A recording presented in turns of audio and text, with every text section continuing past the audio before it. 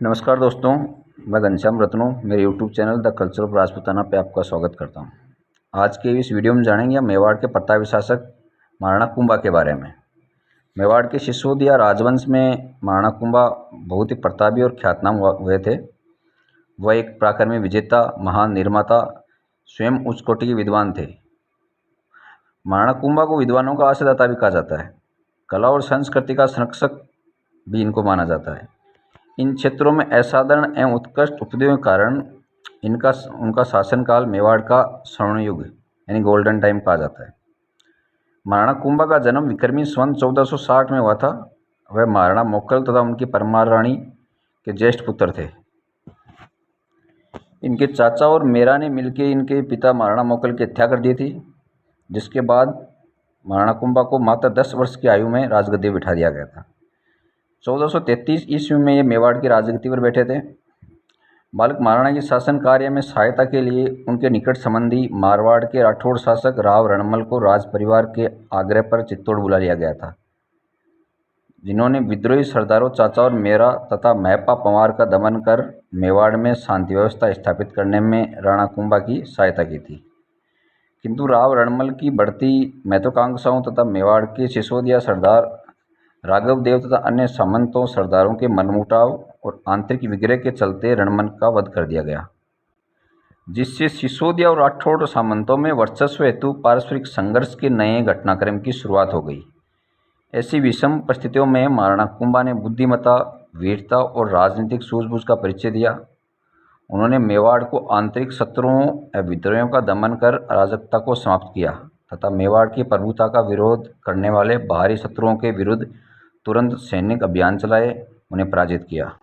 राणा कुंभा ने अपने शासनकाल के प्रारंभिक कुछ वर्षों में न केवल मेवाड़ में शांति व्यवस्था स्थापित की, बल्कि अपने निकटवर्ती प्रदेशों के विरोधी शासकों को कड़ी पराजय देकर मेवाड़ के प्रभुत्व व शक्ति का विस्तार किया, लोहा मनवाया। महाराणा कुंभा का राज्यकाल 1433 ईस्वी से 1468 ईस्वी तक लगभग 35 वर्षों तक रहा। उनके राज्यकाल की जानकारी विभिन्न साहित्य ग्रंथों, शिलालेखों, मुद्राओं व समकालीन अन्य साक्ष्यों से होती है। उनके शासनकाल की जानकारी के लिए 60 के लगभग शिलालेख उपलब्ध है, जिसमें राणा कुंभा के कार्य और उपलब्धियों में विस्तृत प्रकाश पड़ता है।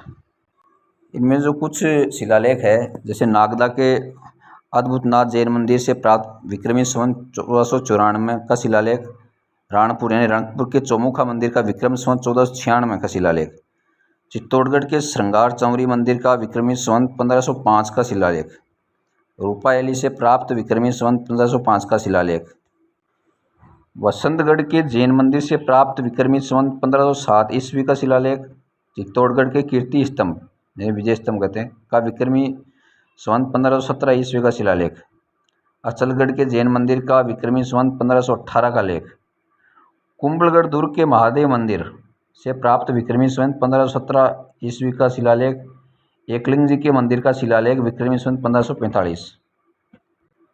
महाराणा कुंभा के चित्तौड़गढ़, कुंभलगढ़, रणकपुर एवं अबू इत्यादि स्थानों से प्राप्त शिलालेखों और विविध साहित्यिक स्रोतों से उनके विजय अभियानों की विस्तृत जानकारी प्राप्त होती है। महाराणा कुंभा को कई उपाधियों से नवाजा गया था, जिनमें प्रमुख थी हिंदू सुल्तान, राजगुरु, भट्टाचार्य, हालगुरु, सुग्रामणि, परमगुरु, चाणेराय, धीमान, दानगुरु इत्यादि। राणा कुंभा ने मेवाड़ का शासन संभालते ही इसकी काया पलट कर दी थी। राणा के बढ़ते प्रभाव को देखकर मालवा के सुल्तान महमूद खिलजी ने मेवाड़ पर कई बार वार किए। राणा कुंभा ने अपनी सेना के साथ महमूद के पड़ाव पर जाकर अचानक हमला शुरू कर दिया। राणा कुंभा और महमूद खिलजी के बीच हुई इस लड़ाई में राणा कुंभा की विजय हुई और महमूद अपनी जान बचाकर मांडू भाग गया यानी मालवा चला गया। अपनी सेना को फिर से मजबूत बनाकर महमूद खिलजी एक बार फिर महाराणा कुंभा का सामना करने निकल पड़ा।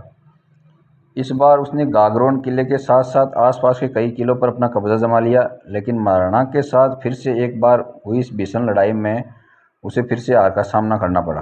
बार बार मिल रही इस हार की वजह से महमूद खिलजी आगे आने वाले अगले 10 सालों तक मेवाड़ की तरफ आंख उठाकर भी नहीं देख पाया।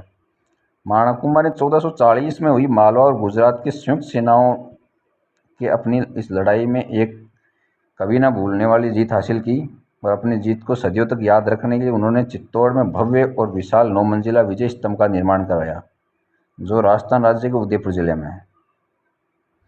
महाराणा कुंभा ने अपने शौर्य से किसी भी विदेशी आक्रमणकारी को भारत की सरजमीं पर पैर रखने का मौका तक नहीं दिया। यही वजह है कि भारत में पहली बार ऐसा हो रहा था कि मुस्लिम शासकों ने एक हिंदू राजा को सुल्तानी हिंद की उपाधि से नवाजा था। राणा कुंभा ने अपने 35 वर्षों के शासनकाल में लड़े गए किसी भी युद्ध में कभी हार का सामना नहीं किया। यानी कि महाराणा कुंभा अपने शासनकाल में कभी कोई युद्ध नहीं हारे।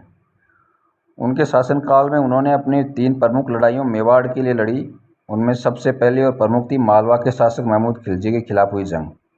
अपने शासनकाल में महाराणा कुंभा ने नागौर का युद्ध, सारंगपुर का युद्ध, मांडलगढ़ का युद्ध और भी कई लड़ाइयाँ लड़ी थी।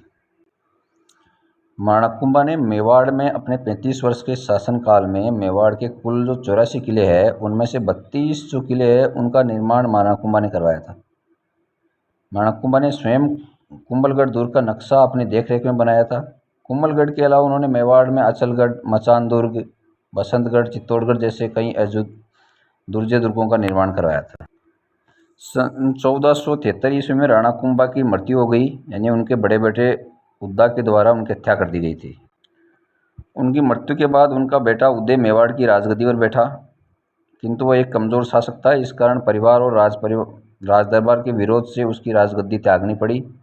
उसके बाद उदय सिंह का छोटा भाई राजमल मेवाड़ का शासक बना, जिन्होंने मेवाड़ पर 36 वर्षों तक शासन किया। राणा राजमल की मृत्यु के बाद उनका बेटा संग्राम सिंह, जिसको राणा सांगा कहा जाता है, मेवाड़ के प्रांतीय शासक हुए थे। अगर संक्षिप्त में इनकी राणा कुंभा के बारे में जानना चाहिए तो इनकी जो शासन अवधि थी वो थी 1433 से 1468 तक। और इनके जो पिता का नाम था मोकल था, राणा मोकल। इनके 3 संतानें थी, उद्दा सिंह, राणा रायमल और रमाबाई। सिसोदिया राजवंश में इनका जन्म हुआ था।